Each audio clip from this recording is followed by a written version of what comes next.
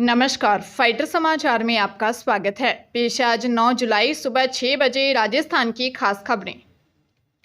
Supreme court में NEET UG paper leak और retest मुद्दे पर अहम सुनवाई पूरी हो चुकी है। अब सीजेआई ने याचिकाकर्ताओं के सभी वकीलों से कहा है कि वह 10 जुलाई बुधवार तक अपनी दलील पेश करें। उसमें उन्हें बताना होगा कि नीट यूजी परीक्षा दोबारा क्यों होनी चाहिए। किसी भी वकील की दलील 10 पन्नों से ज़्यादा नहीं होनी चाहिए। सुप्रीम कोर्ट ने नीट यूजी रीटेस्ट को सबसे आखिरी विकल्प के तौर पर रखने के लिए कहा है। एनटीए को देने होंगे 3 सवालों के जवाब। सीजेआई ने एनटीए से इन 3 सवालों के जवाब मांगे हैं। नीट यूजी प्रश्न पत्र कब लीक हुए? नीट यूजी प्रश्न पत्र कैसे लीक हुए? नीट यूजी पेपर लीक और परीक्षा के बीच कितना समय था? सीजेआई ने कहा कि नीट यूजी पेपर दोबारा होगा या नहीं, इसके लिए यह देखना होगा कि क्या लीक सिस्टमैटिक तरीके से हुआ है, क्या लीक से पूरी परीक्षा प्रक्रिया की पवित्रता प्रभावित हुई है, या फिर फ्रॉड का फायदा उठाने वालों को अलग किया जा सकता है। अगर परीक्षा की पवित्रता प्रभावित हुई है तो दोबारा से परीक्षा जरूरी है, लेकिन अगर फायदा उठाने वाले छात्रों की पहचान हो जाए तो दोबारा परीक्षा की जरूरत नहीं होगी। एनटीए द्वारा संचालित परीक्षाओं को लेकर देश भर में मौजूद सभी सर्वरों की जांच की जाएगी। इसके लिए एग्जाम के कमांड सेंटर के सर्वर की जांच में I4C विंग के अधिकारी जुटे हुए हैं। I4C यानी MHA का Indian cyber crime coordination centre द्वारा इन सर्वरों की जांच करवाई जा रही है। गृह मंत्रालय, शिक्षा मंत्रालय और IT मंत्रालय के कई दौर की बैठकों के बाद जांच का फैसला लिया गया है। डार्क वेब से पेपर लीक आरोपों के बाद I4C की टीम इन सर्वरों की गुणवत्ता और लीक प्रूफ सिस्टम का पता लगाया जाएगा। इसके बाद अगर कोई गड़बड़ी या खामी पाई जाती है तो इन सर्वरों पर प्रतिबंध लगाने का आदेश है। केंद्रीय गृह मंत्रालय के अधिकारियों I4C की एक टीम ने द्वारका में स्थापित एग्जाम कमांड कंट्रोल सेंटर का हाल ही में दौरा किया है, जहां अधिकारियों ने कई बदलाव भी किए हैं। वन रक्षक भर्ती पेपर लीक मामले में बांसवाड़ा पुलिस उदयपुर के सरकारी अध्यापक हीराराम सारण को तलाश रही है। सारण ने ही परीक्षा से पहले पेपर उपलब्ध करवाया था, वह पकड़ा नहीं गया, इसीलिए अभी तक पुलिस उस स्थान पर नहीं पहुंच पाई है जहां से पेपर चुराया गया था। हीरा के गोवा में छिपने की सूचना मिली है, लेकिन पुलिस के पहुंचने से पहले ही वह भाग निकला। उधर एसओजी गिरफ्तार 11 आरोपियों से पूछताछ कर पेपर लेने वाले अन्य अभ्यर्थियों की पहचान में जुटी है। लीक पेपर पढ़ने वाले सभी अभ्यर्थी गिरफ्तार होंगे। गुड़ामलानी के अटरवाव निवासी हीरालाल सारण ने उदयपुर से BSTC की थी। वह वर्ष 2022 में ही तृतीय श्रेणी शिक्षक बना था। अभी उसका परिवीक्षा काम चल रहा है। उसने लव मैरिज की है तथा उसकी पत्नी भी तृतीय श्रेणी शिक्षिका है। ऐसे में उसके पकड़े जाने के बाद उनकी परीक्षा की भी जांच की जाएगी। पुलिस हीरा को 17 दिन से तलाश रही है।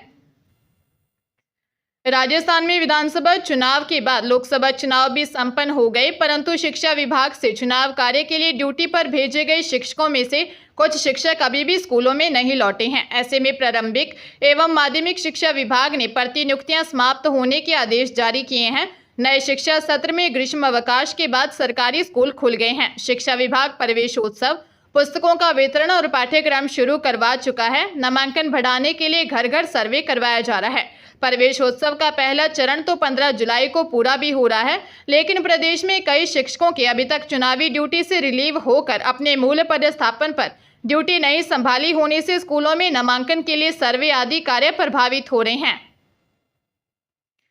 पंजाब के गुरदासपुर के श्री हरगोबिंदपुर के लाइट चौक पर सरकारी पानी को लेकर चल रही रंजिश में दोनों गुट आमने सामने हो गए। इस दौरान दोनों पक्ष ने एक दूसरे पर करीब 60 राउंड फायर किए। गोली लगने से 4 लोगों की मौत हो गई, जबकि 7 लोग घायल हैं। घायलों में 2 की हालत गंभीर है। मृतकों की पहचान पहले पक्ष के शमशेर सिंह और बलजीत सिंह निवासी गांव बिठवा, जबकि दूसरे पक्ष के निर्मल सिंह गांव मुड़ और बलराज सिंह निवासी बिठवा के रूप में हुई है। घायलों को सिविल अस्पताल में भर्ती करवाया गया है। सूचना पर पुलिस ने कई वरिष्ठ अधिकारी और थाना प्रभारी मौके पर पहुंचे और जांच शुरू की। SHO सतपाल सिंह ने बताया कि झगड़ा रंजिश को लेकर हुआ है। गोलियां लगने से 4 लोगों की मौत हुई है। मामले की जांच की जा रही है।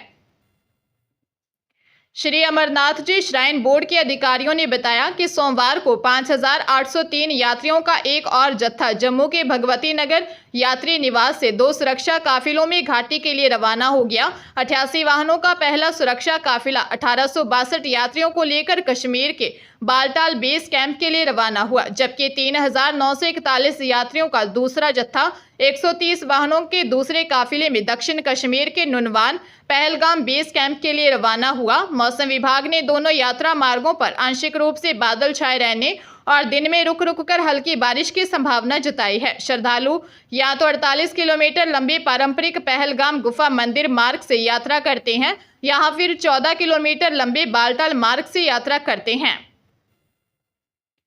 भरतपुर जिले के बयाना में कथित बाबा अनिल कुमार गर्ग का दरबार बंद हो गया है। बाबा के दरबार के टेंट शामियाने उखड़ चुके हैं और बाबा खुद अंडरग्राउंड हो गया है। हाथरस कांड के बाद पुलिस ने यह कार्रवाई की थी, तब से बाबा गायब है। वह गुलाब की पंखुड़ियां और लौंग से कैंसर, बांझपन, पथरी और कई गंभीर बीमारियों का इलाज करने का दावा करता था। मध्य प्रदेश से 1.5-2 महीने पहले बाबा अनिल कुमार गर्ग बयाना आया था, तब से उसका यहाँ दरबार चल रहा था। कथित बाबा अनिल कुमार कैंसर के साथ साथ कई तरह की बीमारियों का इलाज करने का दावा करता है। इसके लिए उसने बैनर पर बीमारियों के नाम भी लिखवा रखे हैं। साथ ही ऊपरी बाधा, गृह क्लेश, प्रेम प्रसंग, वशीकरण, बांझपन और लड़का होने का इलाज करने की बात कही है। लोगों का इलाज करने वाला कथित बाबा अनिल कुमार हमेशा सफेद पैंट शर्ट पहने दिखाई देता है। लोगों ने बताया कि जब बाबा मरीजों का इलाज कर रहा होता था तो किसी भी व्यक्ति को अपने से टच नहीं होने देता। हरियाणा के पंचकुला में बड़ा हादसा हुआ। यहां कालका में हरियाणा रोडवेज की एक मिनी बस खाई में गिर गई।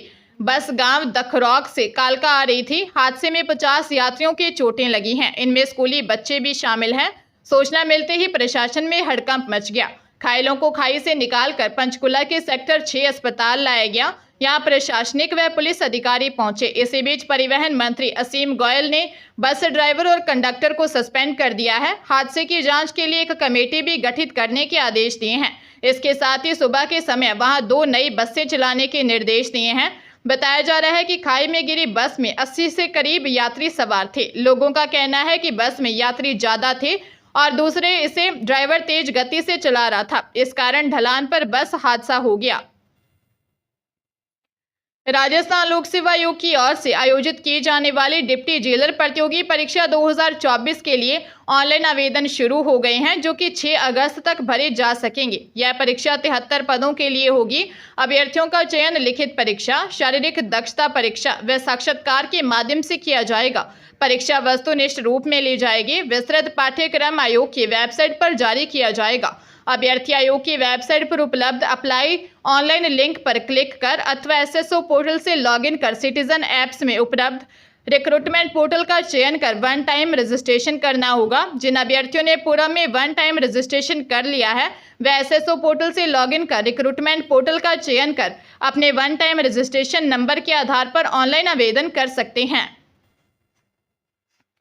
भरतपुर जिले के नेशनल हाईवे 123 पर गड्ढा बचाने की कोशिश में 2 ट्रक आमने सामने भिड़ गए। हादसे में दोनों ट्रकों के ड्राइवरों की मौत हो गई। घटना गहनोली थाना इलाके में हुई। एएसआई राजेंद्र चाहर ने बताया कि हादसे के बाद नेशनल हाईवे पर करीब 1 घंटे तक जाम लगा रहा। सूचना पर पहुंची पुलिस ने दोनों वाहनों को हटाकर जाम खोला। हादसे में ट्रक ड्राइवर विनोद ने मौके पर ही दम तोड़ दिया। विनोद मध्य प्रदेश के अंबा इलाके के गांव खजूरी इनाठी का रहने वाला था, जबकि मध्य प्रदेश के सराय छोला के गांव भानपुर निवासी ट्रक ड्राइवर संजू बुरी तरह घायल हो गया। लोगों ने तुरंत संजू को रूपवास अस्पताल पहुंचाया, जहां से भरतपुर रेफर कर दिया। इलाज के दौरान संजू ने भी दम तोड़ दिया। संजू ट्रक लेकर भरतपुर से धौलपुर की तरफ जा रहा था, जबकि विनोद ट्रक लेकर धौलपुर से भरतपुर की तरफ जा रहा था। जयपुर में कथित तांत्रिक द्वारा एक महिला से रेप करने का मामला सामने आया है, जो अपने दोस्त के साथ मिलकर लोगों का ब्रेन वॉश कर रुपए ऐंठता रहा। पहले जैसी जिंदगी करने के बदले 2 लाख रुपए मांगे। अमेर थाने में पीड़िता ने दोनों कथित तांत्रिकों के खिलाफ शिकायत दर्ज करवाई। पुलिस ने 0 नंबर एफआईआर काटकर करदनी थाने भिजवाई है। अमेर निवासी 27 साल की महिला ने बताया कि कुछ समय पहले उसकी रवि और पवन नामक युवकों से पहचान हुई थी। दोनों आरोपी तांत्रिक विद्या करते थे। दोनों ने उसका ब्रेन वॉश कर घर बसाने का झांसा देकर रुपए ऐंठे। धोखा देकर आरोपी रवि देश शोषण करने लगा। बदनाम करने की धमकी देकर ब्लैकमेल किया। आरोपियों ने उतारा करने के बदले 2 लाख रुपए मांगे। टॉर्चर से परेशान होकर पीड़िता थाने पहुंची। पुलिस ने मामला दर्ज कर जांच शुरू कर दी है। जयपुर की एजीटीएफ टीम ने डीग जिले के कामा थाना इलाके में 3 साल पहले बहुचर्चित रहे देवीराम मुल्लाका हत्याकांड के 3 और आरोपियों को पकड़ लिया है। तीनों आरोपियों पर एसपी ने 25-25 हजार रुपए का इनाम घोषित किया था। फरार चल रहे 13 आरोपियों में से 7 को पिछले 10 दिनों में एजीटीएफ ने पकड़कर कामा पुलिस को सौंप दिया है। एडीजी एजीटीएफ दिनेश एमएन ने बताया कि एसपी डीग राजेश मीना के समन्वय एसएचओ कामा मनीष शर्मा और टीम के सहयोग से आरोपी बनवारी गुर्जर, रामेश्वर गुर्जर और भगत सिंह गुर्जर को कामा से पकड़ लिया। एमएन ने बताया कि 11 जून 2021 की सुबह खरीदारी करने बाइक लेकर कामा के लिए निकले देवीराम गुर्जर निवासी मुल्लाका पर पुरानी रंजिश के चलते गांव के ही राम अवतार पक्ष के 20 से 22 व्यक्तियों ने हमला कर हत्या कर दी थी और इनके द्वारा की गई फायरिंग में 3 बच्चे व 4 अन्य घायल हो गए थे। देवीलाल ने अस्पताल जाते समय दम तोड़ दिया था।